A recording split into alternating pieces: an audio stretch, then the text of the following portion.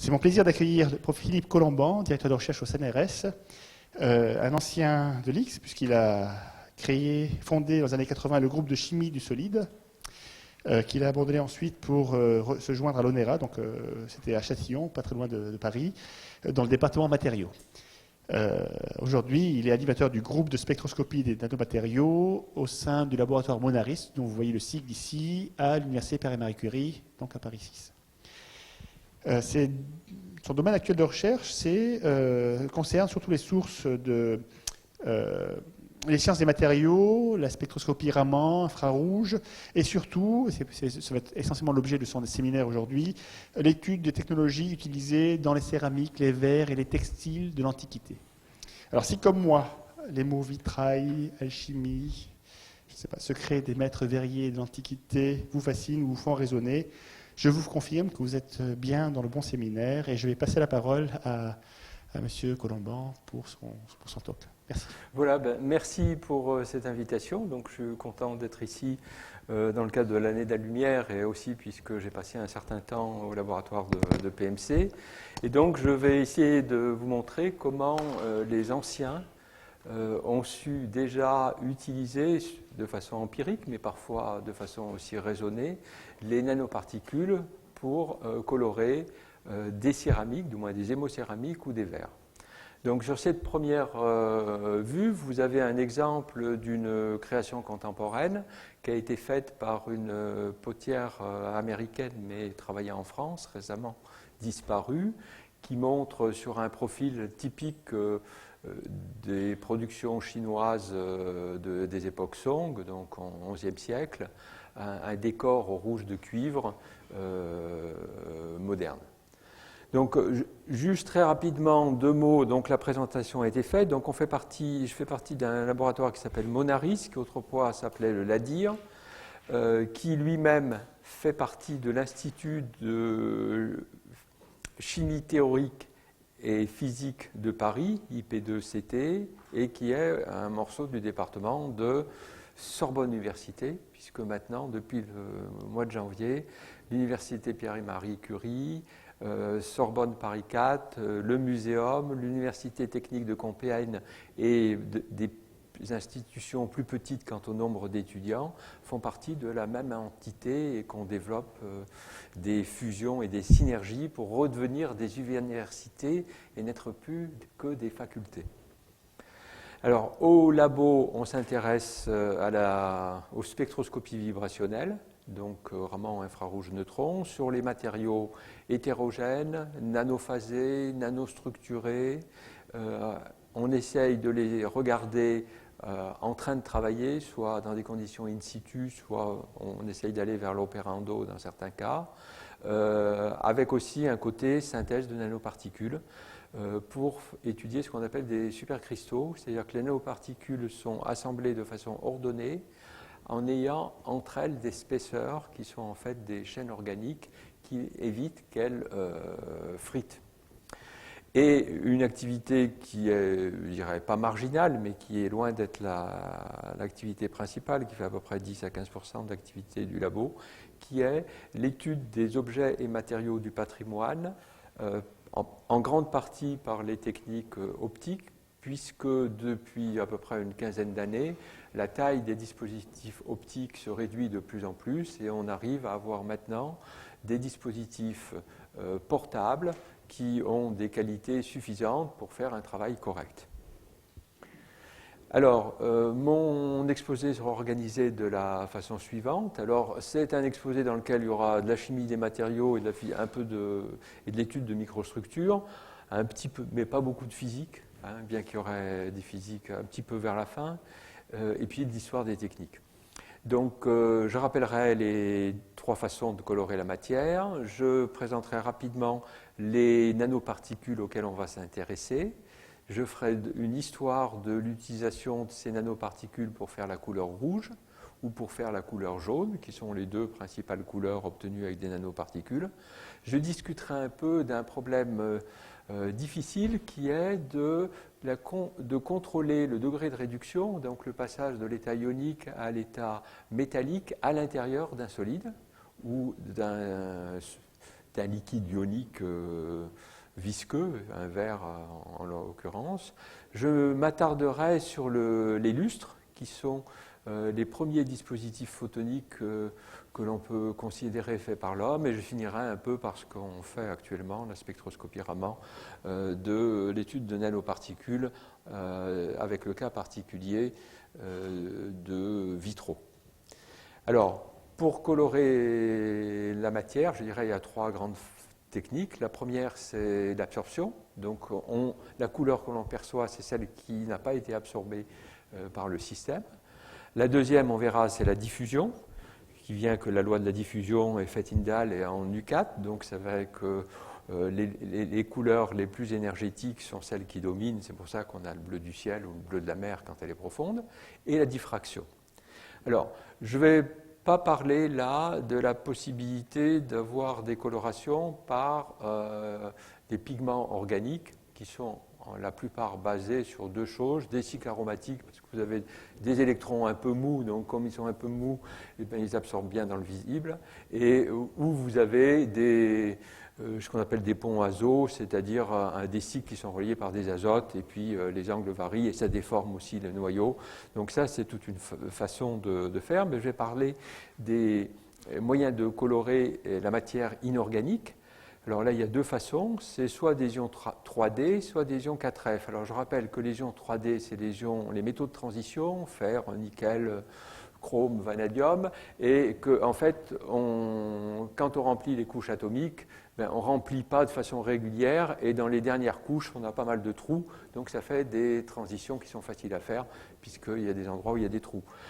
Pour les 4F, donc c'est la série des lanthanides, uranides, c'est la même chose. Dans les couches de valence les plus proches, on a aussi des trous qui nous permettent d'avoir des transitions. Donc c'est ça qui est à l'origine de la coloration par absorption. Alors, on peut soit colorer directement la matrice, par exemple un verre, en dispersant ces ions, soit on peut avoir recours à ce qu'on appelle un pigment, c'est-à-dire une matrice qui est bien adaptée, où les sites que vont occuper ces ions sont mieux définis et permettent de mieux contrôler en fait les transitions électroniques et leur couleur exacte, la teinte et choses comme ça. Mais à ce moment-là, ces particules de pigments doivent être redispersées dans la matrice diélectrique transparente. Donc la diffusion, je l'ai dit, et la diffraction. Alors la diffraction, je dirais, c'est ce qui nous donne des couleurs de la nature, comme les papillons et les opales, sur lesquels que je détaillerai un peu.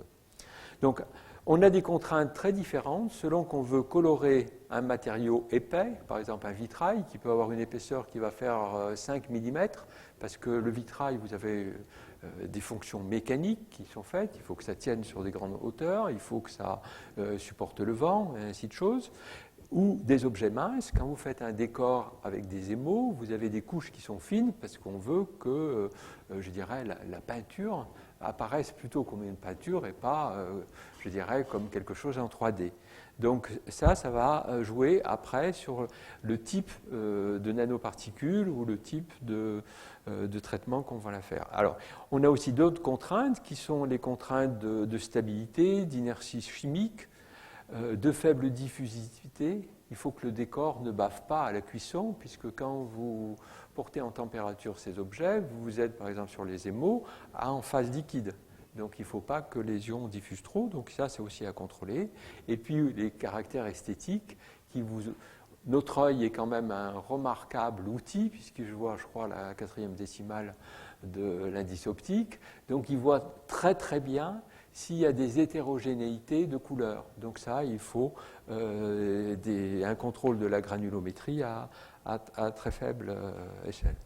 Donc je vais vous montrer que dans le passé, les matériaux et objets colorés ont été les objets de haute technologie. Et donc on est soumis, je dirais, à la chaîne de l'innovation. Vous avez quelqu'un qui a un savoir-faire particulier, d'autres personnes voient la pièce, ont la description de la pièce, mais ils ont un savoir et des matières premières qui vont être différentes. Donc, ils vont essayer d'avoir le même aspect visuel, mais avec des solutions techniques différentes. Et donc ça, c'est une chose qui est aussi très intéressante pour pouvoir dater ou attester de l'origine d'un objet, parce qu'on garde dans sa micro et dans sa nanostructure, je dirais, la signature très spécifique. Alors, bien sûr, au fur et à mesure qu'il y a une fabrication en grande quantité, les critères économiques deviennent déterminants et les solutions techniques sont très très semblables. Et à ce moment-là, la démarche est moins efficace. Alors, deux types de nanoparticules vont être considérés. Les nanoparticules métalliques, alors colorées. Pour qu'elles soient colorées dans le visible, il faut qu'on ait une absorption dans le visible, donc en particulier un plasmon dans le visible, c'est le cuivre, l'argent ou l'or. Les autres métaux qui nous apparaissent gris ou à l'aspect métallique, ils ont ces absorptions qui sont rejetées dans l'ultraviolet. Donc c'est pour ça qu'il n'y a pas que dans le visible, il n'y en a pas de couleur. Et puis des semi-conducteurs qui ont le gap dans le visible et qui donc peuvent avoir une couleur. Les plus classiques, ce sont les oxydes de fer ou les sulfures séléniures de camdium. Alors, premier exemple qui montre des choses. Donc là, vous avez l'absorption en fonction de la longueur d'onde. Donc je rappelle que pour l'œil, on voit en gros du bleu au rouge, de 400 à 700 nanomètres. Pour un verre transparent, vous voyez que dans le domaine où notre œil est sensible, l'absorption est très faible et plate surtout. Par contre, ici, on a l'absorption qui a été mesurée pour un rouge, ce qu'on appelle un rouge flammé. Ça, c'est un rouge du Moyen-Âge. Donc vous voyez l'échelle, 200 microns. Donc vous voyez qu'il y avait une superposition de couches de verre. Alors, normalement, le verre est parfaitement transparent, mais pour qu'on voie mieux le contraste, en fait, il a été posé sur du papier japon, qui vous fait l'espèce de granulé que vous voyez derrière, mais qui a l'avantage de rendre beaucoup plus visibles, quand on fait la photo, les petites couches. Donc vous voyez qu'il y a des couches multiples. Pourquoi? Parce que l'absorption est très forte. Vous voyez ici l'exemple, le plasmon qui a 565 nanomètres. Donc ici, vous voyez qu'au-dessus de 600 nanomètres, il n'y a pas d'absorption, c'est transparent. Donc la lumière qui nous parvient, c'est celle qui n'a pas été absorbée, qui est dans cette gamme, donc l'objet pour nous apparaît rouge. Donc là, on a le plasmon et puis on a des transitions interbandes. Alors, comment on fait ça? Donc, en fait, ici, l'échelle est beaucoup plus grosse, on est à l'échelle de quelques centimètres ici. Donc, vous avez le support qui est transparent et dessus, on a flashé alternativement des couches de verre qui contiennent du cuivre et des couches qui n'en contiennent pas. Tout ça pour pouvoir contrôler l'absorbance. Parce que vous avez vu dans la courbe que l'absorption est fantastique.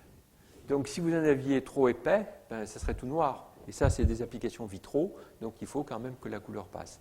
Donc on fait éclater la bulle dessus, et donc ça fait. Alors ce qui est amusant, c'est que cette même technique, c'est celle qui a été utilisée à Thomson pour les premiers vidéodisques, pour pouvoir réaliser l'entrefer diélectrique entre les deux pôles magnétiques qui permettaient de faire la lecture du vidéodisque. C'est une technique qui est très simple pour faire des couches très fines, avec, je dirais, à l'échelle du laboratoire.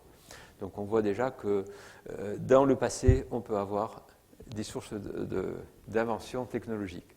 Donc ici, on passe à l'argent dont je vais m'intéresser, qui est une nanoparticule qui permet d'avoir la couleur jaune. Donc là, vous voyez l'exemple d'un vitrail de la Sainte-Chapelle. La Sainte-Chapelle a été construite donc par Saint-Louis, dont la mère était Blanche de Castille. C'est donc pour ça qu'on a les armes de Castille rouge et or qui sont dans le décor pour héberger les reliques de la Passion du Christ, la couronne, la croix, la lance, et certaines sont encore dans le trésor de Notre-Dame et peuvent être vues une semaine dans l'année. Donc, on regardera. Et puis, les dernières nanoparticules métalliques auxquelles on va s'intéresser, c'est l'or. Alors, l'utilisation de l'or est beaucoup plus tardive. Elle donne une couleur rouge à rose. Ça a été le premier qui a vraiment développé cette technologie, c'est un Italien qui s'appelait Perotti, mais qui était installé en France et connu sous le nom de Bernard Perrault, qui, à la fin du XVIIe siècle, a développé les premiers verres rubis et fait aussi des couleurs jaspées où on a du verre rubis avec un fond blanc qui est opacifié soit à l'antimonate de calcium, soit à l'arséniate de plomb. Les fameuses familles rouges chinoises ont été faites en fait en réutilisant les techniques venues d'Occident, hein, parce qu'il n'y a pas que l'Occident qui a copié l'Orient, mais on a aussi l'Orient qui a copié l'Occident. Et puis toutes les productions du XVIIIe siècle ont une grande partie de leur décor qui est fait à ce qu'on appelle le pourpre de Cassius avec des nanoparticules d'or. Donc, dernier type de nanoparticules que je vais regarder de façon un peu détaillée, ce sont les nanoparticules de sulfure séléniure de cadmium. Donc, j'ai dit pour faire le rouge de cuivre est quand même très absorbant. Donc, c'est une technologie difficile à mettre en œuvre pour avoir des vitraux qui en donnent des couleurs puissantes et éclatantes.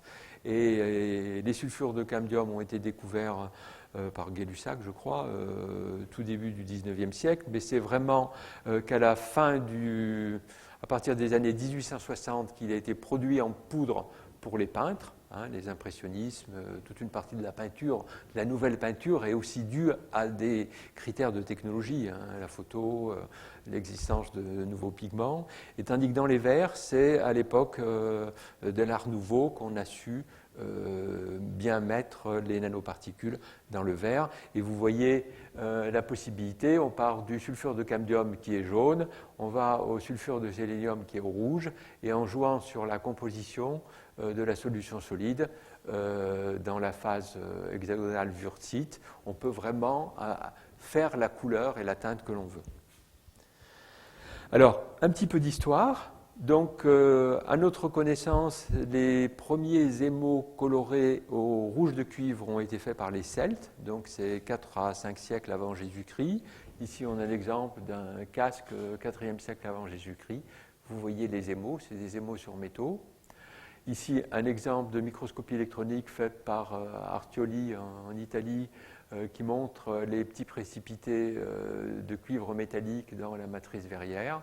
Et puis, donc, vous voyez aussi un autre exemple ici. Donc, vous voyez qu'à ces époques, déjà, on savait faire le rouge au cuivre, le bleu, c'est fait au cobalt, et le vert est fait avec un autre ion du cuivre sur lequel je reviendrai.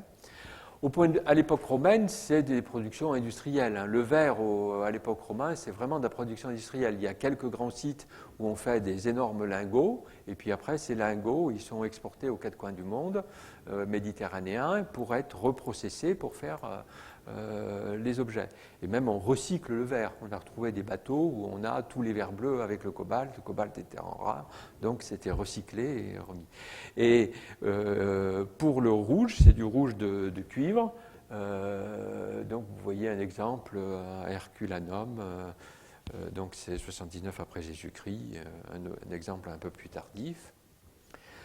Là, c'est un morceau du trésor de Begram. Donc, Begram, c'est en Afghanistan. C'est un endroit où a été trouvé un trésor de verre magnifique, qui est au musée Guimet, et en particulier des gobelets émaillés avec des décors. Donc là, les morceaux du décor ont été en fait posés à plat sur un plexiglas. C'est un décor égyptien, hein, puisque c'est une production ptolémée, donc en Égypte, 1er siècle après Jésus-Christ. Il y a aussi une chasse au lion, des choses comme ça. Donc alors là, vous voyez des rouges de cuivre. Ici, le bleu n'est pas fait au cobalt, mais au lapis-lazuli, qui est dispersé dans l'émail. Donc alors, les exemples de verre émaillé se comptent sur les doigts de la main. C'est des objets très fragiles, il y en a très peu qui ont été trouvés. La fameuse coupe de Lycurgus, qui elle est au British Museum, qui est un verre dichroïque, comme la plupart des verres contenant des nanoparticules de cuivre. Donc selon que vous les voyez en transparence ou en réflexion, vous avez rouge ou vert. Alors il y a aussi un peu d'or en même temps que le cuivre. La question, il y a en gros 10 fois moins d'or que du cuivre dans les dosages. Donc on peut penser que c'est sans doute pour des raisons plus, je dirais, commerciales, ou on rencontre ça aussi après dans les recettes de beaucoup de choses dans le monde islamique, où on sait qu'on met ce qu'il faut et puis on rajoute un dinar en or du souverain dans la préparation. La quantité faisant peu de choses sur l'efficacité. Alors, autre façon de faire du rouge avec des nanoparticules, ce sont les sigillés. Donc, les sigillés, si vous avez dans un musée où vous avez des céramiques de l'époque romaine, vous en verrez partout. Ce sont des céramiques fabriquées, là aussi, de façon quasi industrielle par moulage. En fait, la pâte à l'état plastique est moulée dans des formes. Et on dépose dessus quelque chose qui est intermédiaire entre une engobe et un émail, qui est très très fin. Donc vous voyez que l'épaisseur, c'est une dizaine de microns, et qui est coloré en rouge. Donc ça, c'est un travail qui est fait par mon collègue Philippe Siot, en microdiffraction sur le synchrotron en Californie, pour pouvoir identifier les phases qui donnent la couleur. Alors, pour les premières productions de sigillés, c'est Arezzo en Italie, c'est moins 50 à 0 avant Jésus-Christ, hein, donc là. Le chromophore est de l'hématite, hein, Fe2O3, mais dans lequel il y a une substitution importante en aluminium qui tire la couleur vers l'orange. S'il n'y avait que Fe2O3, ça serait beaucoup plus sale comme couleur. Et donc c'est une phase qui est corindon. Tandis que là, c'est les productions françaises. Dans le sud-ouest, il y a un endroit qui s'appelle Graufesenque, qui était aussi vraiment une production industrielle. On en trouve, je sais pas, c'est des centaines de milliers qui étaient produits chaque année. Là, on a une autre composition du diagramme fer-alumine, qui est l'hercinite, qui a la structure spinelle, tandis que là, on a la structure corindon. Donc, corindon, c'est hexagonal compact, spinelle, c'est cubique face centrée. Donc, ça déforme un peu les sites, et donc la couleur n'est pas tout à fait la même. Celle-ci est plus orange que celle-ci. Alors, les nanoparticules de fer sont utilisées dans la production d'Iznik. Hein. Iznik, c'est vraiment une des merveilles de l'émail céramique. C'est en turc, hein, c'est les Ottomans, fin 15e siècle, 16e siècle jusqu'à début du 10e siècle. Et puis après, la qualité se dégrade. Et puis c'est Kütahya qui est notre lieu de production. Alors, les couleurs sont fantastiques parce que sous l'émail, vous avez une couche de grains de quartz qui sont broyés, mais de façon anguleuse, concassés, et qui vous font un catadioptre. Donc la lumière qui vient de l'extérieur est en fait réfléchie sous la couche d'émail par ces grains de quartz. Et c'est ça qui donne cette très grande luminosité. Et donc le rouge est obtenu ici, c'est ce qu'on appelle le bol arménien. Pareil aussi sur les magnifiques productions dès l'époque mamelouk, qui a énormément développé l'émaillage. Et donc là, on a une bouteille avec ici donc, du rouge aux petites particules d'hématite. C'est ça qui permet d'avoir l'orange. Si les particules deviennent trop grosses, on va vers un rouge sale, voire presque noir. Et là, c'est au lapis-lazuli. Et les rouges, la dernière grande innovation a été donc l'utilisation du sulfure de cadmium, comme je vous l'ai dit, donc en peinture à partir de 1840, mais c'est surtout au tournant du siècle, des gens comme Matisse ont fait de très grandes séries de peintures en utilisant ce pigment. Après, ça a été utilisé aussi pour faire des perles de verre. Là, on a un objet qui a été fabriqué pour l'exposition coloniale en Afrique, où les perles de verre sont de deux faces. Il y a une partie qui est au sulfure de cadmium et l'autre à l'oxyde de fer. Et puis, si vous regardez les productions céramiques de Valoris, en particulier l'atelier Madura qui faisait les poteries pour Picasso, c'est une utilisation très importante de ça.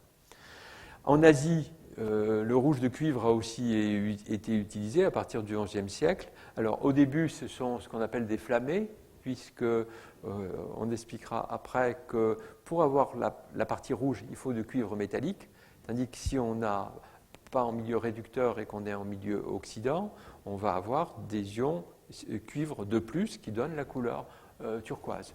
Donc le four étant, je dirais, à certains endroits, la flamme est réductrice, à d'autres elle ne l'est pas, ça donnait les flammés. Alors ils ont su mettre à profit cette, je dirais, incapacité à la maîtrise complète de la combustion pour faire des œuvres bicolores extrêmement belles au point de vue esthétique, mais c'est à partir du XVIIe siècle qu'ils ont su faire des couleurs homogènes, comme ce qu'on appelle ça un rouge frais, ça un champ de pigeon.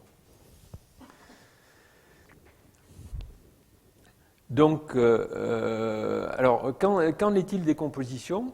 Pour tout ce qui est objet en verre, je dirais c'est en gros la même composition depuis les Romains jusqu'au verre à vide que l'on a, c'est un verre sodocalcique à quelques pourcents près, c'est la même composition. À l'exception d'une période qui a été une partie du Moyen-Âge, où les sources de soude en fait venaient de plantes en Extrême-Orient ou alors récoltées sur les lacs salés, le natron. Et à l'époque des croisades, je dirais, les importations étaient difficiles. Donc on a cherché sur place une autre source et on a fabriqué des verres potassiques. Il y a aussi les verres au plomb, donc quand je l'ai dit que le rouge de cuivre romain est un verre au plomb, et puis les Anglais à partir du XVIIIe siècle ont développé ce qu'on appelle le cristal, qui a d'un côté un fort indice optique, ce qui est intéressant quand on le taille, mais a surtout le grand avantage d'avoir ce qu'on appelle un long palier de travail, c'est-à-dire qu'il est facile à mettre, on peut le travailler presque sur 200 degrés. Tandis qu'il y a d'autres verres où sur 50 degrés, dès qu'on sort de ça, on n'est plus dans les viscosités qui permettent de le travailler. Alors, par contre, pour les émaux, les compositions sont extrêmement variables parce qu'il y a des contraintes très importantes. La première, c'est l'accord de dilatation émail-substrat. Quand vous avez une couche mince, en plus les céramiques, la liaison chimique covalente, je dirais, est faible en traction mais très bonne en compression. Donc, il faut que l'objet le plus mince soit en compression. Donc il faut régler parfaitement la dilatation et donc on ajuste la composition en fonction du support qui peut être très varié, qui peut être avec des coefficients de dilatation qui varient d'un facteur 3.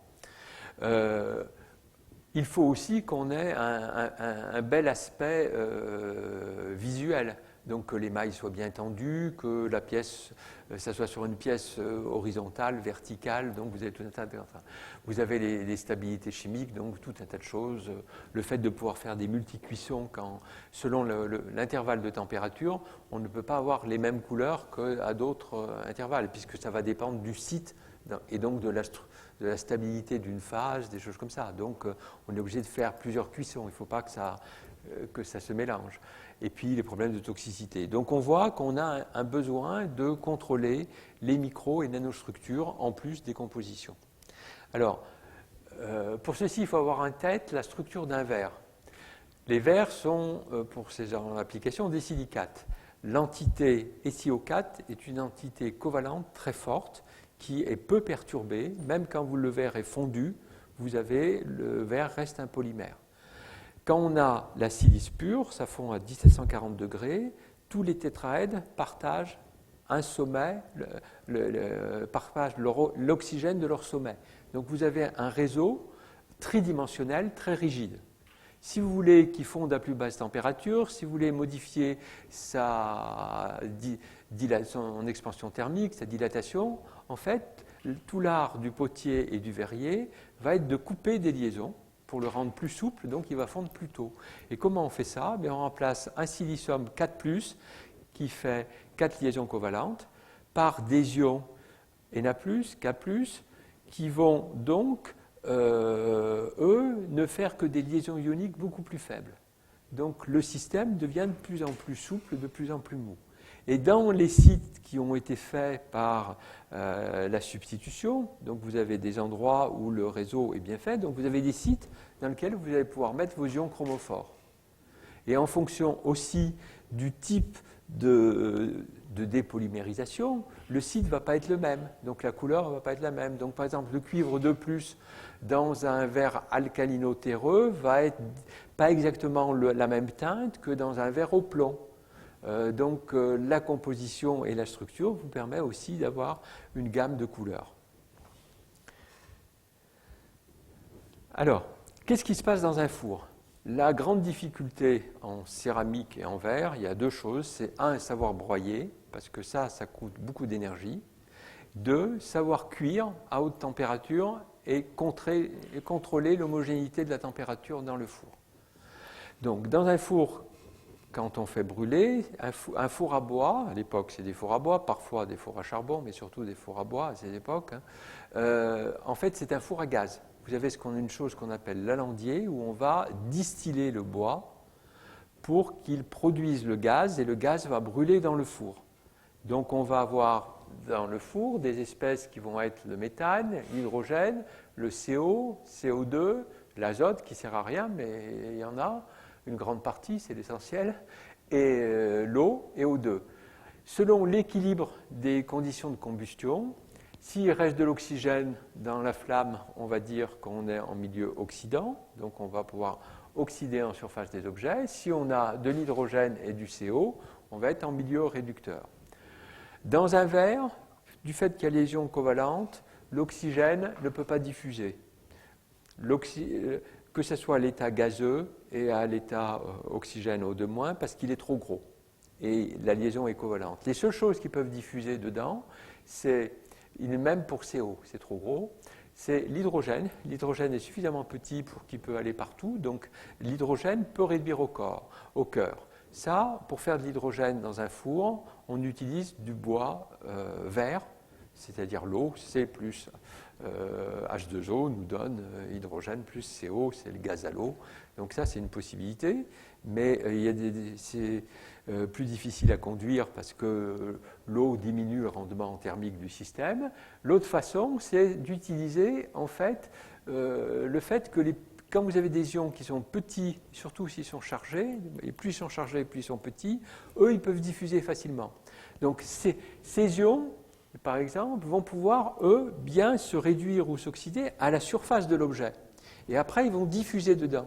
Et à l'intérieur, par des équilibres redox, ils vont pouvoir se réoxyder ou se réduire et faire contrôler la réduction d'autres ions qui sont un peu plus gros et qui diffusent moins vite. Donc on a toute une électrochimie qui doit se faire dans une phase, je dirais, liquide visqueuse. Et ça, c'est une grande partie du savoir-faire. Donc on va regarder le cas ici. Donc vous voyez ici le même verre sous ces trois couleurs. On le voit mieux ici. Alors, c'est le même verre, il contient 0,25% en masse de cuivre. Il a été cuit dans des conditions différentes. Ici, on a des ions CuO+, c'est parfaitement transparent. La courbe est ici d'absorption. Donc vous voyez que dans le visible, c'est transparent. Ici, vous avez Cu2+, c'est turquoise. Donc vous avez la courbe qui est là. Vous voyez que c'est transparent dans la zone 400-550 nanomètres. Et puis après, ça absorbe. Donc ce qui nous paraît, c'est le bleu-vert, ça nous fait le turquoise. Et puis là, vous retrouvez le cuivre. Alors là, la pastille doit faire 1 mm. C'est trop opaque, on ne voit rien à travers. Celle-ci, elle devait faire 300 microns. Donc vous voyez que là, on voit la couleur rouge. Et donc on voit ça. Donc vous voyez que l'électrochimie permet de contrôler. Et là, c'est un exemple où on voit que, en fait, ça c'est une collaboration faite à un collègue américain qui, ce type de verres ont été étudiés en fait pour faire des protections de missiles infrarouges pour pouvoir avoir des couches d'absorption. Donc c'est dans le SCAD que ça a été fait. Et donc on se sert de l'europium qui, par le fait qu'il peut changer de valence, selon la quantité d'europium que l'on a, en fait on va jouer sur la taille et aussi le degré de réduction des nanoparticules, et donc on peut adopter, alors si on veut un beau plasmon par exemple, on voit qu'il faut 0,1%, par contre ici, quand on n'avait pas de pourcent d'europium, vous voyez qu'on n'arrive pas bien à réduire, donc il y a toute une chimie qui demande un certain nombre d'adjuvants. Alors, un exemple de pièces contemporaines qui est faite à l'inspiration des pièces chinoises, donc qui a été fait toujours par Franz Frank. Ceux qui sont intéressés, vous pouvez taper sur Internet, il y a un site qui est fait sur l'œuvre de Franz Frank et de Francine Delpierre. Donc voilà, oui, c'est un rouge, ce qu'on appelle sang de pigeon, très homogène en couleur. Donc c'est sur une porcelaine. Donc ici, on a une microscopie électronique qui nous montre la porcelaine. La porcelaine, c'est un mélange d'une phase cristalline qui fait des grandes aiguilles. Vous voyez la taille. Ces aiguilles vont faire plusieurs millimètres alors qu'elles ont une taille de une section de 10 à 50 nanomètres, dans une phase qui, elle, est beaucoup plus siliceuse. Vous voyez ici l'aluminium, on voit bien les aiguilles. Silicium, on voit surtout la matrice. Alors, la porcelaine a son intérêt parce que c'est blanc parce qu'on a utilisé des matières premières dans lesquelles il y a très peu de fer et qu'en plus on a cuit en milieu réducteur. Donc même s'il y a du fer, il est à l'état 2+, et donc il va nous donner plutôt une teinte, une couleur de lune blanc-bleu. Par contre, pour avoir la translucidité, il faut en fait qu'au moment de la cuisson, une grande partie soit complètement fondue. Mais si vous faites fondre quelque chose, ça vous fait une flaque. Mais on a la chance qu'en développant un bon cycle thermique, à partir de 1200 degrés, on développe un treillis tridimensionnel de ces aiguilles qui vous font un vrai mikado, et par capillarité, il retient, il évite la déformation et retient la phase liquide à l'intérieur qui peut se former. Et c'est ça qui permet d'avoir les belles porcelaines. Alors, ici le diagramme de phase silice-alumine. Donc, on avait vu la silice fond à 1740, l'alumine à 2050. Bon, là, il y a une technique, là, il y a une péritectique. Et là, il y a une petite zone qui s'appelle, où on a l'amulite qui se forme et qui est non stoichiométrique selon les conditions. On a soit la phase 3,2 qui fait des aiguilles, soit la phase 2,1 qui fait des petits cubes. Bon, à partir de la diffraction des rayons X, on voit aussi qu'il y a des morceaux de quartz qui n'ont pas été dissous, parce que pour faire une porcelaine, il vous faut trois choses, du quartz, du feldspath et du kaolin. Le quartz est parfois pas toujours dissous. Là, c'est des simulations pour voir quelle composition on a. Donc le 3,2, vous voyez que c'est très inférieur à l'autre, donc on a bien du 3,2. Là, c'est de la microdiffraction qui est faite sur l'émail. Donc là, on est dans la pâte, donc on trouve nos pics de diffraction qui correspondent à la phase mulite. On a une bosse amorphe, parce que comme je vous ai expliqué, vous avez une grande partie qui est une phase amorphe. Et ici, on a le spectre de l'émail, qui est aussi amorphe, avec une composition assez voisine de la partie amorphe de la porcelaine, puisque dans une porcelaine, l'émail est cuit en même temps que la pâte. Et donc, vous voyez ici des tout petits pics qui sont grossis ici, qui correspondent au cuivre métallique. Si on fait de la microscopie électronique, qui est faite aussi par Philippe Chaud, qui est au CNRS à Toulouse, vous voyez les nanoparticules là, qui sont dans la matrice amorphe, avec des tailles qui vont entre 5 et 50 nanomètres. Parfois, on a quelques gros cristaux qui sont formés, mais c'est l'homogénéité qui permet d'avoir la qualité de la couleur. Alors, ces couleurs ont toujours passionné les céramistes, et en particulier, on a eu une très grande période pour la céramique à la fin du 19e siècle, début du 20e, puis c'est le début de l'industrie chimique, c'est des gens comme Brognard, comme Salvetta, comme Théodore Deck, qui ont vraiment testé tout ce qu'on pouvait faire, ceci. Et à la manufacture de Sèvres, on garde les pièces d'essai. Et depuis Louis XV, depuis le début, toutes les formules qui sont faites et testées sont marquées sur des agendas. On regarde une pièce, donc ici je vais marquer de ce côté 96-70-2, ici 96-70-1, donc ça veut dire que c'est l'année 1896, page 70 de l'agenda, formule numéro 2.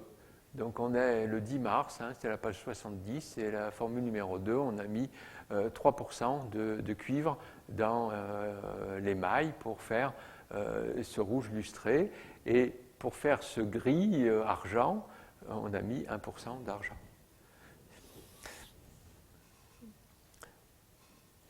Donc, ça faisait de la transition pour passer du cuivre à l'argent. Donc, l'utilisation est plus récente, hein, puisque les premières traces qu'on en a, c'est, je dirais, 11e, 12e siècle, en particulier en France, c'est Chartres, où on a la première utilisation des jaunes d'argent pour faire la couleur jaune.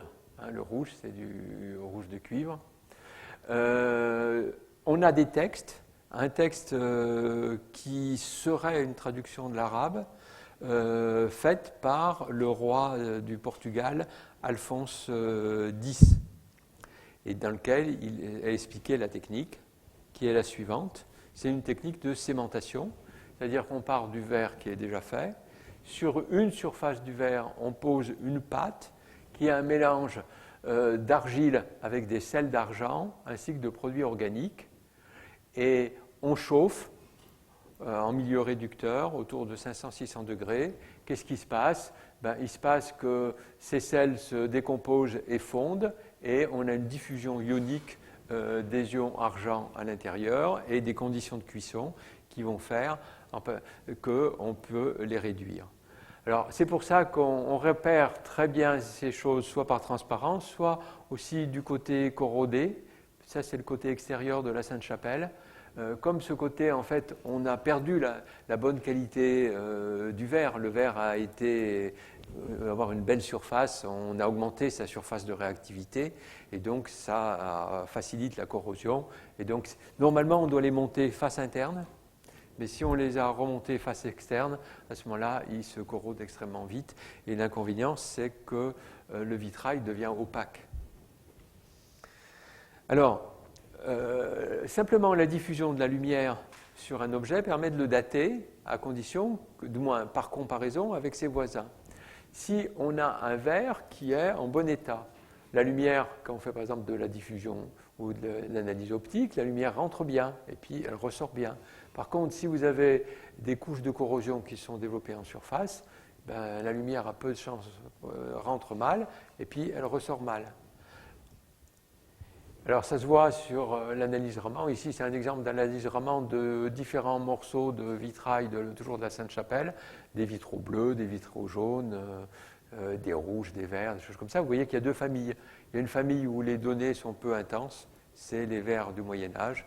Puis il y en a quelques-uns où ça crache énormément, c'est les restaurations du XIXe siècle. Donc ça, on le voit simplement sur l'intensité du signal. On peut aller le voir sur le type de signature spectrale, puisqu'elle va dépendre de la composition et de la nanostructure du système.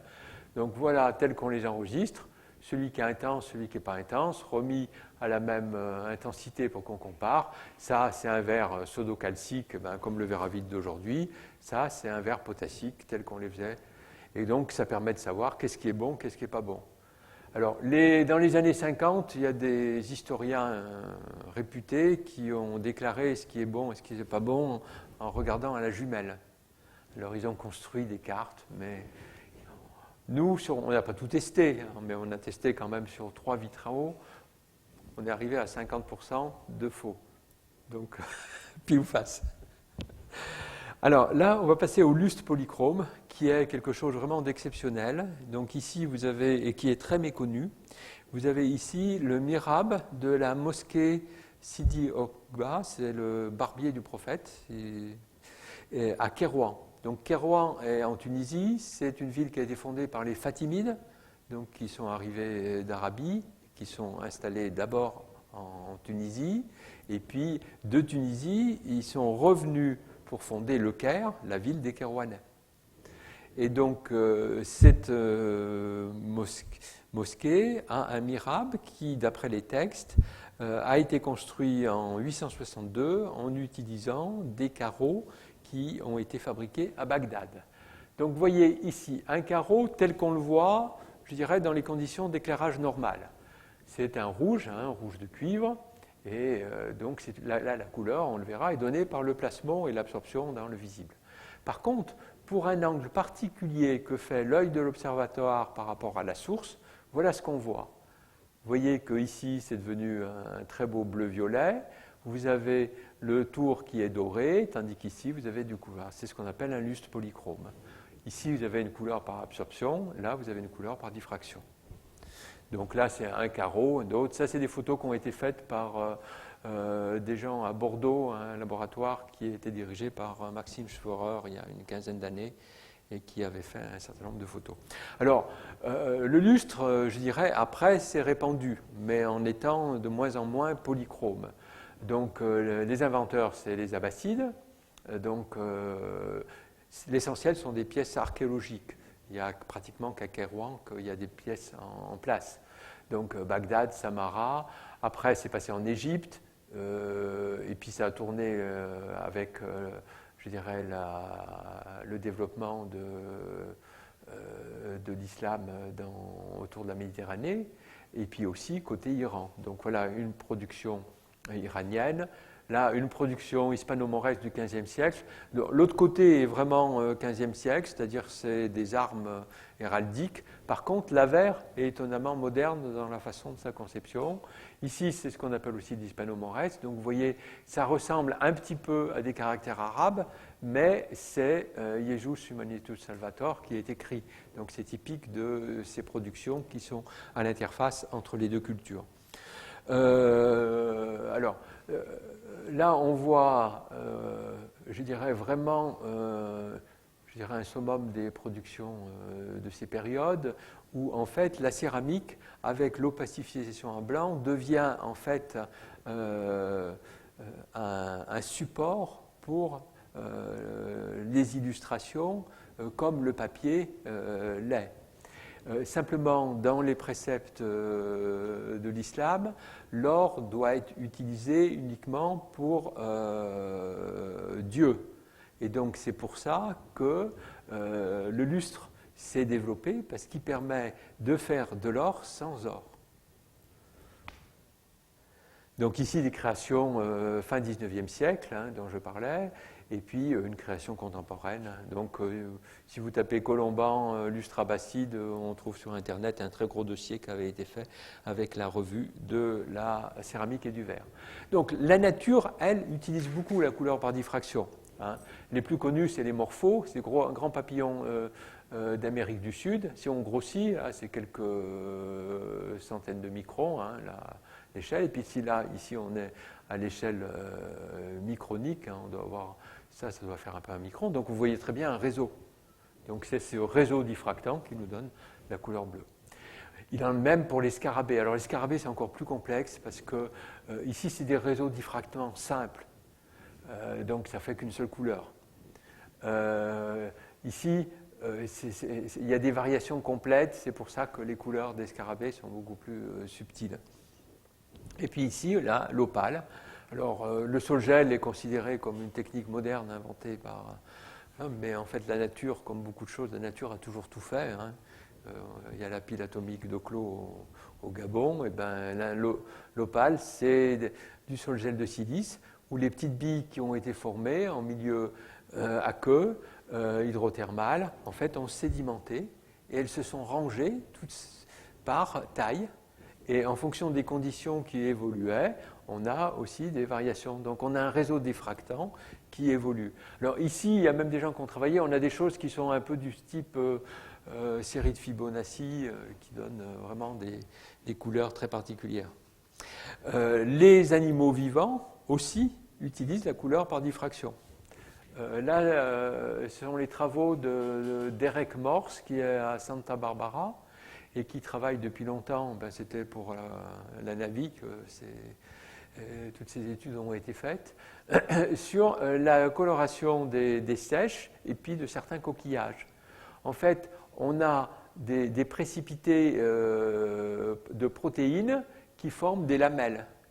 Et entre ces lamelles, on a je dirais un gel qui contient beaucoup d'eau et dont l'animal peut modifier les conditions injecter des ions, des choses comme ça, qui vont en fait modifier l'épaisseur de ceci de façon très rapide. Et donc, il peut modifier la distance entre ces lamelles et donc faire son adaptation de couleurs diffractantes instantanément pour se cacher ou faire peur à un prédateur. Alors, rentrons un peu dans des analyses qu'on a faites. Ici, c'est un c'est un monochrome qui est un petit peu polychrome. Donc vous voyez la couleur, je dirais pour tous les angles, sauf celui où on est en position de diffraction. Donc ici vous avez un rouge plasmon, tandis qu'ici vous avez un rouge très rouge et à d'autres endroits de l'or. Ici c'est une coupe, hein, on a cassé, et puis c'est de l'optique. Hein, donc ici vous avez 10 microns. Vous voyez que quand on éclaire en optique, il y a des endroits où ça brille, parce que c'est là où il y a les petites précipités métalliques. Vous voyez qu'on a même plusieurs couches. Alors si on grossit une, voilà ce qu'on a en microscopie électronique, 100 nanomètres. Donc la couche est là. Donc là, on n'a rien en surface, c'est un peu pour adapter l'impédance et que la lumière puisse rentrer dedans. Et puis après, on a des couches alternées qui sont riches en particules métalliques ou pauvres. Donc là, pareil. Un autre exemple, celui-ci. Donc vous voyez que ici, la mesure de l'absorption a été faite par réflexion localisée. On voit qu'on a des absorptions qui sont différentes selon les endroits. Ici, c'est pareil. Donc là, on n'est pas en condition de diffraction. Donc on voit bien là où c'est vert, vers 400-500 nanomètres, il y a un creux, et puis donc c'est CU2+ typique, tandis qu'ici, on a la composante plasmon, et tandis que là, on est dans la diffraction. Alors, qu'est-ce qu'on voit quand on est en microscopie électronique? Toujours pareil, la surface, une couche où on n'a rien, et puis des zones dans lesquelles on a les petits précipités métalliques. Et on voit que pour faire des choses avec des belles couleurs, bleu et vert ici, en fait, il faut plusieurs couches. Si on fait une analyse, on s'aperçoit que la couche profonde contient du cuivre et de l'argent, tandis que la couche de surface, c'est que de l'argent. Donc c'est sûr qu'on a eu une fabrication avec des multicuissons pour pouvoir faire diffuser de façon différente. Si on coupe, ici on est en section. Donc vous avez la surface, l'émail et puis après la pâte. Ici on a coupé parallèlement à la surface. Ce n'est pas exactement le même objet, mais c'est la même chose. Donc vous voyez que vous avez un pseudo-réseau. Alors si on fait une transformée de Fourier, on va trouver une périodicité dans le système. À l'œil, dans le réseau direct, c'est moins évident, mais... voilà. Donc là, c'est des répliques qui ont été faites avec une potière Eva Audin pour mieux comprendre des choses, en particulier pour bien s'assurer comment étaient faites les zones où il n'y a pas, c'est les alternances où on passe hydrogène, pas hydrogène, qui nous permet de faire ces choses-là. Donc on peut catégoriser en fait les différents types de lustres.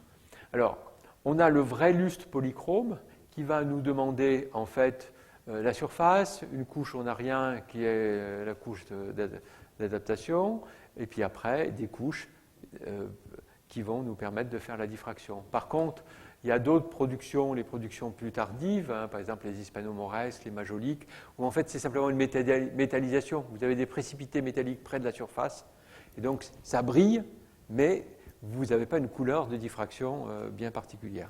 Et puis, comme toujours, quand on fait quelque chose, la nature, comme je dis, la nature ne sait pas que les modèles existent, et donc on a tous les cas entre. Alors, la question est comment les anciens potiers abbassides arrivaient à faire du multichrome.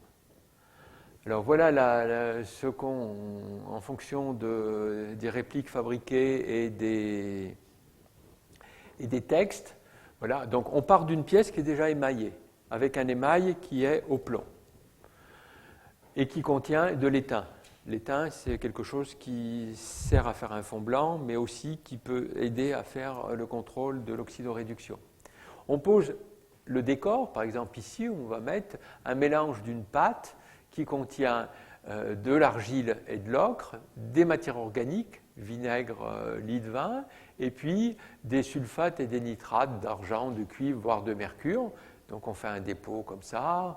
Sans doute il a fallu faire un dépôt aussi pour faire la ligne. Il faut faire un dépôt pour faire ce décor. Avec, à certains endroits, on rajoute une pâte qui n'a pas la même composition pour faire tous les petits points. Et puis on chauffe. Qu'est-ce qui se passe? Le vinaigre et les lits de vin, ça contient des acétates, de l'acide acétique. Ça dissout très bien l'oxyde de plomb. Donc en surface, on va rendre très réactif parce qu'on va multiplier la porosité, la rugosité de l'émail à cet endroit. Après, un peu plus haut, vers 350, 400 degrés, les sulfures se décomposent et donnent des oxydes qui vont permettre aux ions argent ou cuivre de diffuser dans le système. Et puis après, en modifiant les conditions de l'atmosphère, on peut arriver à réduire, ou si on oxyde, si on a un milieu oxydant, on a ça, si on a un milieu réducteur, on a ça. Et puis, qu'est-ce qui se passe si on fait rentrer de l'oxygène? Si on fait rentrer de l'oxygène, les dépôts qui viennent de ça, la partie organique, elle a fait en fait des acétates. Mais ces acétates, dès qu'ils vont voir de l'oxygène, ils vont brûler. Donc on va avoir une température qui ne va pas être la même selon les endroits où on a mis la pâte. Donc on a une possibilité de contrôler une partie des choses avec des températures locales qui vont être différentes. Et puis il faut sans doute faire ça plusieurs fois pour arriver à faire ces différentes couleurs. Voilà, donc je vais finir par ce qu'on fait tous les jours. Alors je explique rapidement ce qu'est la spectroscopie Raman. Donc on éclaire la matière avec une lumière monochromatique. L'essentiel est soit transmis, soit absorbé, soit réfléchi. Il y a une petite part qui est diffusée, donc il y a interaction et puis réémission via la polarisabilité. Et la réémission est soit élastique, c'est la même couleur, c'est ce qu'on appelle l'effet Rayleigh. Et ça, c'est ce qui est le plus important. Et puis, en gros, 1 million de fois plus faible que l'effet Rayleigh, il y a l'effet Raman, c'est-à-dire qu'il y a une partie de la lumière qui a interagi avec les niveaux électroniques et les niveaux vibrationnels et a reçu ou cédé de l'énergie. Donc, ça se symbolise ici. On éclaire dans le visible. Donc, en fait, c'est comme si on faisait une transition dans les niveaux électroniques. Si le matériau n'absorbe pas pour la couleur considérée, on peut considérer que c'est virtuel. Et ce qui va nous intéresser, c'est que la désexcitation finale qui correspond à des transitions dans les niveaux vibrationnels. Sauf si on a ce qu'on appelle de la fluorescence, c'est-à-dire qu'on a une désexcitation sur un niveau international qui va émettre bien. Donc la différence, c'est que le Raman, c'est de la femtoseconde. Ça, ça peut être des millisecondes, donc il y a une possibilité de s'en abstraire, parce que ça, c'est très intense, et ça, c'est très peu intense. Donc, soit en fonction de la détection temporelle, on s'en préoccupe, soit on change de longueur d'onde pour se trouver dans des conditions où on ne génère pas ça. Alors, ce qui est amusant, c'est que la prédiction, elle est de 1922, de façon indépendante par Léon Brillouin et Smekal, qui étaient russes.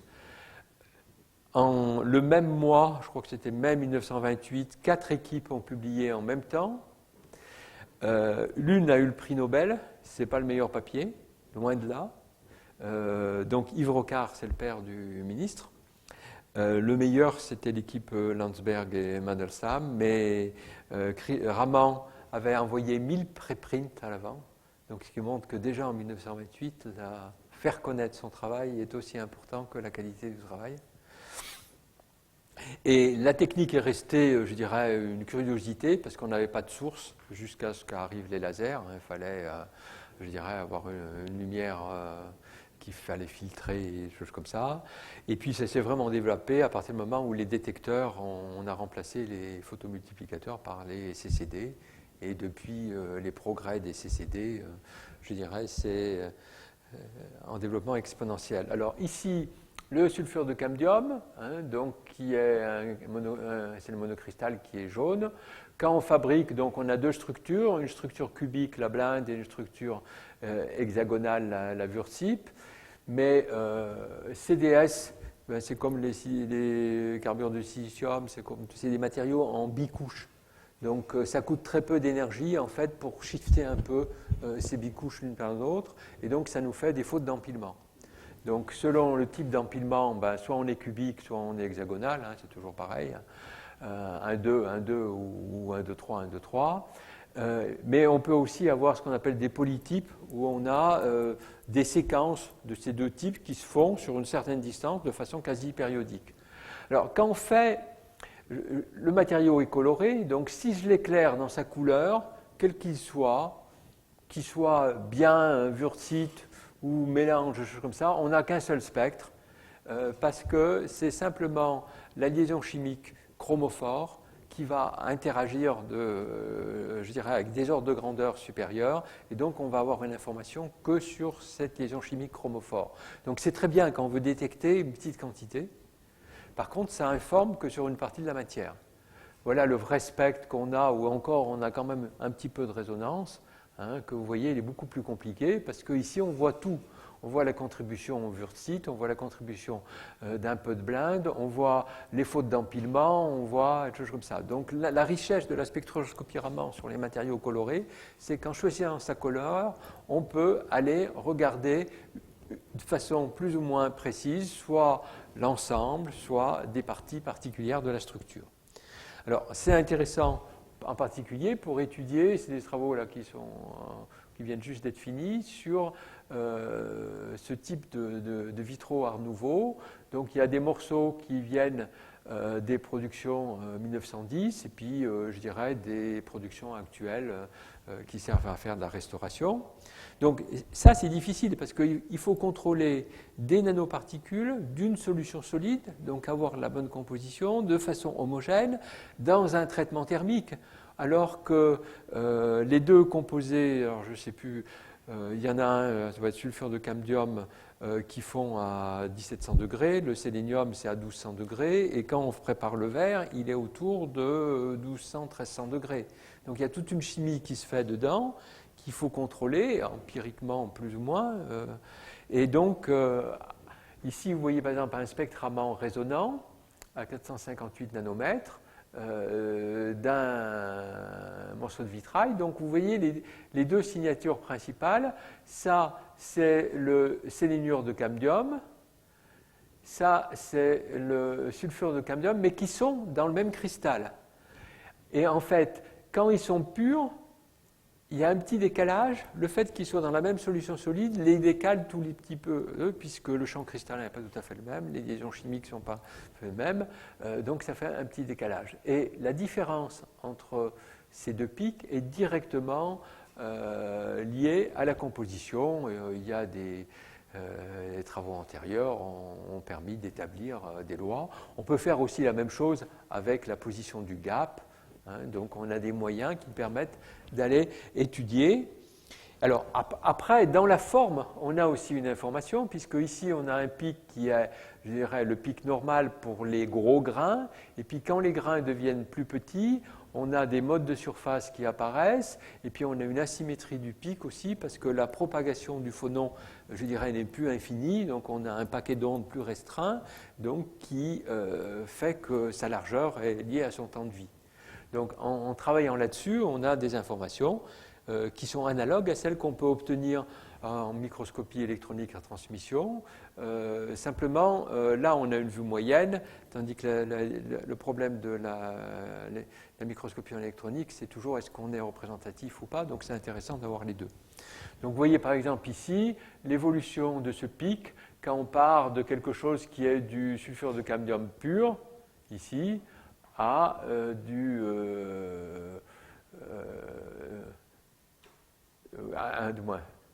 la sulfure de cadmium pur, ici, le pic à 310, et puis quand on met du sélénium, et puis on voit les effets. Donc vous voyez que ça, c'est ce qui a été calibré sur des cristaux.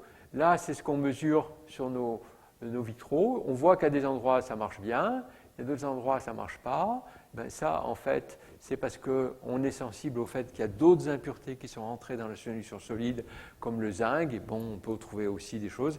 Et donc, on arrive à avoir une vue, je dirais, non destructive, parce que le grand intérêt de ces techniques, c'est qu'elles sont non destructives et qu'on peut faire je dirais, de la cartographie, des choses comme ça. L'autre aussi, je finirai par ça, puisque vous voyez, on est presque à la fin, qui est, je reviens à mes petits morceaux de verre contenant soit du cuivre métallique, soit du Cu2+. Voilà le spectre Raman qu'on obtient pour ce cuivre. Alors que ce soit de plus ou plus, c'est la même chose. Donc vous avez deux gros pics qui correspondent ici au mode de déformation de la liaison SiO dans le tétraèdre SiO4 et là à l'élongation, c'est-à-dire que c'est les oxygènes qui bougent par rapport au silicium, tandis que là c'est les liaisons qui font ça. Et voilà ce qu'on a quand on a le cuivre. regardez, à 532 nanomètres. Vous voyez que les spectres n'ont rien à voir, alors que le composé est le même. Pourquoi? Ici, on a une vue de l'ensemble de la matrice. Ici, en fait, on ne voit, à cause du transfert électronique qui se fait entre le plasmon et l'environnement, en fait, on ne sonde que la partie du réseau silicaté qui entoure la nanoparticule de cuivre. Et donc, on voit qu'il est... Alors, on a des informations là-dessus. On voit que comme cette intensité est beaucoup plus forte que ici, c'est parce que le verre est beaucoup plus dépolymérisé. Il se met dans les zones, je dirais, où c'est pas trop ionique. Voilà, donc en conclusion, on peut voir que le contrôle empirique de l'interaction lumière-matière pour faire des couleurs existe depuis au moins 2000 ans. Certainement, à des époques, il était moins empirique que ça, parce que l'époque à laquelle a été inventé le lustre, c'est l'époque où, je dirais, les premiers travaux académiques ont été faits sur la compréhension de la lumière, l'indice optique, la réfraction, par des gens comme Alazen. Les couleurs par diffraction sont largement utilisées par la nature, mais quand c'est l'homme qui l'utilise, on fait des choses très riches. Et puis, ce qui est amusant, c'est que le chat se mord la queue. L'étude de cette nanomatière est faite elle-même avec des cristaux photoniques. Et une des grandes révolutions dans les spectromètres optiques, c'est qu'on remplace maintenant les réseaux par des filtres. Donc là, c'est un filtre photonique, donc c'est une gélatine dans laquelle il y a des petits précipités métalliques qui datent d'une dizaine d'années. Donc on voit que la largeur de filtrage, en gros, c'est 765-850, donc on a quoi 50 nanomètres de largeur. Ça, c'est ce qu'on nous vend maintenant, et on a 0,5. Donc on peut... Et c'est ça qui explique la miniaturisation des systèmes. On n'a plus besoin d'avoir des réseaux qu'on fait tourner, des choses comme ça, on met des filtres, et puis au lieu d'avoir plusieurs étages de spectro, on n'en a plus qu'un seul. On a le filtre pour se débarrasser de la contribution élastique, et puis après on split sur un CCD, et donc on peut avoir des très bons spectros qui sont gros comme ça, mais qui coûtent encore 100 000 €. Voilà, merci de votre attention. Donc là, c'est un travail qui n'a pas été fait tout seul. Donc, étant céramiste de formation, je dirais, j'ai eu la chance aussi de travailler avec des gens qui ont marqué, comme des gens comme David Kingery, qui était le professeur du MIT sur la céramique, donc qui a fait la Bible pour tous les céramistes. Et quand il venait en France, il prenait son yacht. Il avait une maison à Cap Cod, il venait son yacht et il venait en France pour les congrès avec son yacht. Stéphane Delajarde, que j'ai comme professeur, qui était un descendant de Gentilhomme Verrier, qui était le directeur du labo de recherche de Saint-Gobain. Donc ça boucle la scène. Et puis les différents colloques, des musées, du marché de l'art, des choses comme ça, parce que pour développer ces techniques, il faut avoir des objets, et puis même parfois les grignoter, et parce qu'on fait progresser les analyses non destructives en détruisant un petit peu les choses pour comparer. Et donc ça, les gens du marché de l'art sont beaucoup plus coopératifs pour laisser grignoter les objets. Et puis bien sûr, beaucoup d'étudiants et des sociétés qui prêtent du matériel. Merci de votre attention.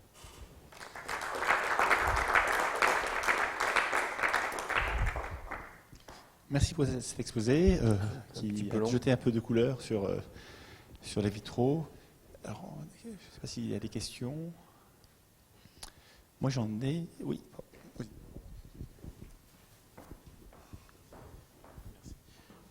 Oui, j'aurais une question sur les couleurs par diffraction pour les animaux. Dans quelle mesure ce sont des réseaux de diffraction sur des structures à une dimension ou des diffractions sur des cristaux à bande interdite photonique en 3D? C'est toujours en 3 dimensions.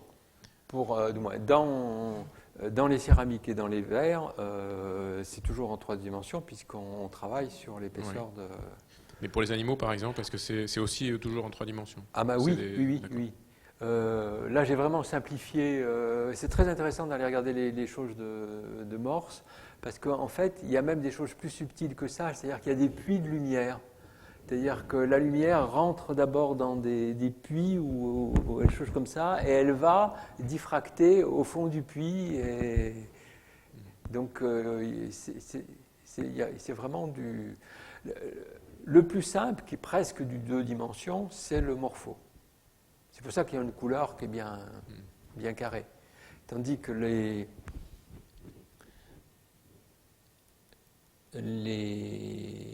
scarabées, alors là aussi il y a de la littérature. J'ai des collègues qui ont travaillé mais sur d'autres choses en Afrique du Sud qui sont beaucoup intéressés aux scarabées, donc un Brink qui... donc là, vous voyez, c'est vraiment compliqué, hein, puisque vous voyez, le réseau change de distance, et certains, comme je le disais, ont montré que c'était homologue à des suites de Fibonacci. Mais ça ne bouge pas. Ça, c'est fixe, puisque c'est dans une carapace. Alors, pour rester sur le même slide, la partie bleue, là, donc le morpho, l'image que j'en avais, peut-être que vous allez la corriger, l'image que j'en avais, c'était qu'on a une structuration qui est très très petite dans la longueur d'onde, de la matière et du vide, oui. Très très petite dans la longueur d'onde, et du coup le matériau, enfin, ce qui couvre les ailes du morpho, la face supérieure, l'épiderme on va dire, se comporte comme un matériau effectif, avec un certain indice, et qu'il y a donc comme ça des empilements de différentes couches en fonction de la structuration et qui font un effet en fait multicouche finalement, miroir de Bragg. C'est ça qui crée la couleur ou c'est pas du tout ça? Ici vous avez des écailles, okay. Et chaque écaille, si vous la grossissez, vous avez ceci. C'est ça. Et donc là, les structures qui sont là, elles sont très très petites. Ah devant oui, un micron, ça doit être presque toute la photo, quoi, presque. Oui, c'est la moitié de la photo. On est autour du micron. Et donc on a un empilement de ça, et puis en profondeur, je ne sais pas. Ah, ok. Je ne sais pas. J'ai pas de photo en 3D, en section. D'accord. Pour les vitraux. Oui. Alors, pour les vitraux des églises, par exemple, vous expliquez que la couleur, elle se fait soit par absorption, soit par diffusion, c'est ça, hein, un peu comme la courbe de Lycurgus. Oui. Et donc, si je comprends bien, pour les vitraux, c'est un morceau de verre. Oui. Et bon, le maître verrieux de l'Antiquité a jeté des nanoparticules métalliques dedans. Non, il réduit. Et il réduit. Il réduit, c'est-à-dire que la bulle est faite avec un verre qui a été fait dans des conditions réductrices. D'accord. Donc il prend dans un pot qui est réduit, où le verre est gardé dans un conteneur réducteur et il le fait éclater dessus. D'accord. Et puis même après, on doit le voir là. Oui, on le voit un petit peu là. Vous voyez, c'est très variable. C'est-à-dire que la bulle n'a pas l'épaisseur constante. Et puis, quand il y a des endroits où il y en a plus, il y a des endroits où il y en a moins. Mais il a son pot où le verre est dans des conditions est déjà réduit et il le fait éclater. Donc ça n'a pas vraiment de lien, finalement, avec la taille des particules qui seraient emprisonnées dans le verre. On ne sait pas, parce qu'il n'y a pas une microscopie électronique qui a été faite dessus, donc on ne sait pas les courbes de dispersion. Dans le verre, hein. Dans le verre. Il y a peu de travaux, c'est-à-dire en microscopie électronique en transmission, qui est quand même la meilleure des choses, il n'y a pratiquement que Philippe Chiot qui a fait des choses, parce que pendant très longtemps, c'est des techniques qui nous coûtaient trop cher pour ce genre de questionnement. Donc c'est que... Et puis, les objets sont quand même souvent fragiles. Donc c'est vraiment que depuis qu'il y a les techniques de FIB qui permettent d'avoir un faisceau qui usine sur place pour avoir la bonne épaisseur dans le microscope, on usine pour avoir la bonne épaisseur pour regarder les choses. Parce que c'est des objets, je dirais, dont les qualités mécaniques... donc il n'y a pas beaucoup de choses. Donc Et bon, alors j'ai encore une question. Est-ce qu'il y a d'autres questions peut-être? Non. Pardon. Dans le slide 37,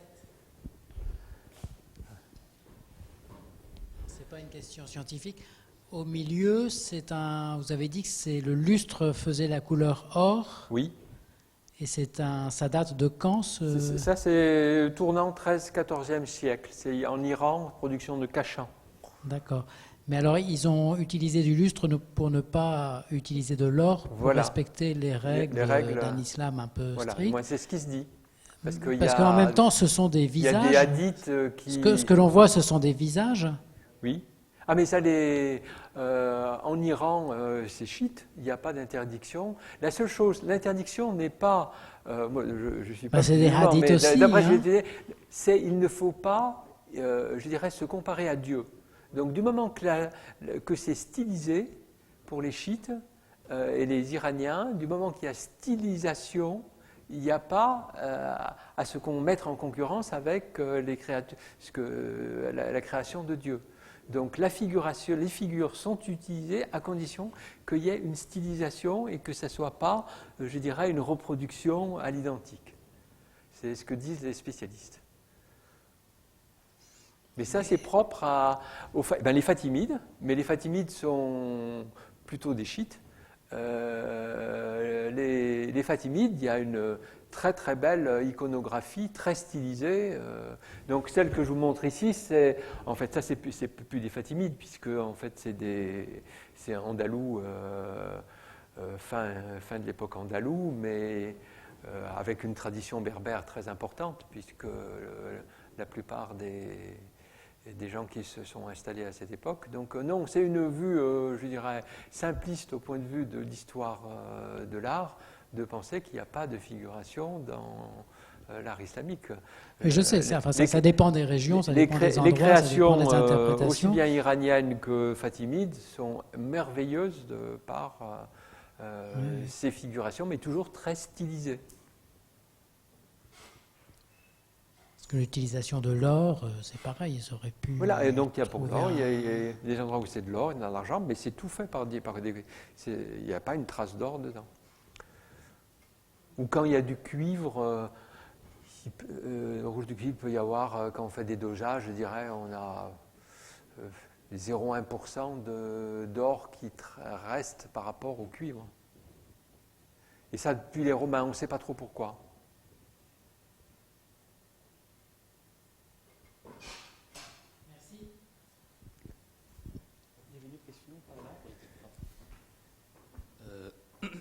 Je ne parle pas bien français. Pourrais-je demander la question en anglais? Oui, vous pouvez. Merci. We can see the object because the visible photons are reflected by the surface of the object and then come to the human eyes. My question is, the visible photon reflect at the surface of the object is mainly occurred within which thickness for the non-transparent objects? En fait, dans ces systèmes, le photon, du moins la lumière, pénètre toujours. D'accord. Donc c'est toujours de la coloration de volume. Donc c'est pour ça d'ailleurs que dans les baux, pour que le lustre soit efficace, il faut qu'on ait une couche d'impédance, d'adaptation d'impédance en surface qui permette que la lumière pénètre déjà et n'est pas réfléchie, parce que sinon vous avez un éclat et qui permet qui rend plus difficile la perception de la couleur. Par contre ça, comme je le disais ici, dans certaines des productions tardives, en particulier les majoliques, ce sont les céramiques faites en Italie ou dans des zones comme Lyon, où vous avez en fait comme un tableau. Ça représente vraiment, c'est des tableaux qu'on a représentés, mais avec dessus une petite métallisation qui vous rend, je dirais, un éclat lumineux. Donc là, c'est vraiment de la surface, quand vous avez les précipités qui sont vraiment très près de la surface. Mais quand on va vers le vrai lustre, monochrome ou polychrome, il faut que vous ayez une interaction en volume. So we cannot see the color is a phenomenon of the surface. It also depends on the book. Yes. Vous avez quelque chose qui se fait en volume. Okay. And when the whole book reflects the photons, can we say this It don't reflect. You have in this case you have diffraction. Okay. It's different with the transparency. The matrix is always transparent. It's glass. Okay. So all this matrix is transparent. And below, you have another layer in which you have some small crystals of tin oxide, which give a scattering and the white color. So below, you have, we can see perhaps here. Here, you see in this part, you have this, the enamels, in which you have the small particles in the glass, which is optically clear. But below, you have another layer, which is a mixture of glass with small precipitate, micronics, or 10 microns of tin oxide, which give a scattering and the white color. And here you have the diffraction, and below you have only the white color. I see.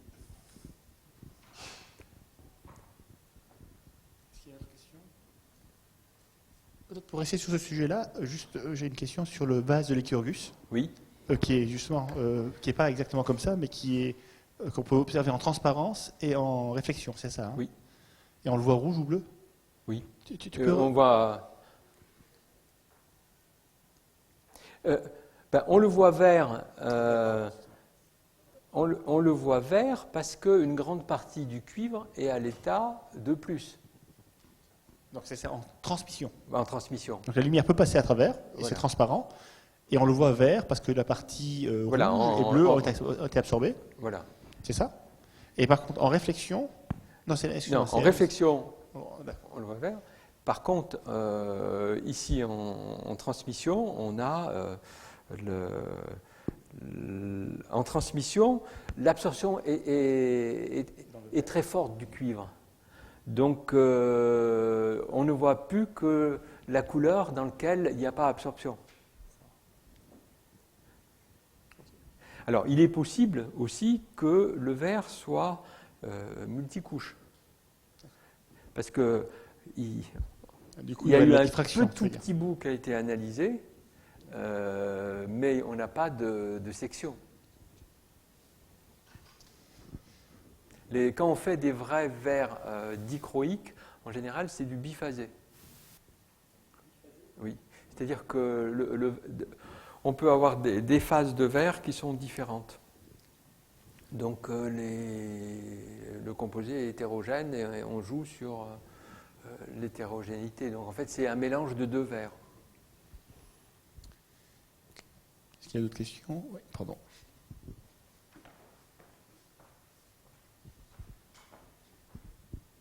Oui. Quand vous parlez de biphasé, est-ce que les gens jouaient ou est-ce qu'ils pouvaient ou est-ce qu'ils ne pouvaient pas jouer sur la taille de la phase ou de la biphase, c'est-à-dire sur la taille submicronique ou... Si, nécessairement ça joue, mais le problème c'est qu'on a peu de données expérimentales pour pouvoir avoir cette information, il n'y a que faire, je dirais, de la distribution de taille à partir d'images de microscopie électronique, et il y a très peu d'images, donc on n'a pas les distributions. Mais là, on le voit bien.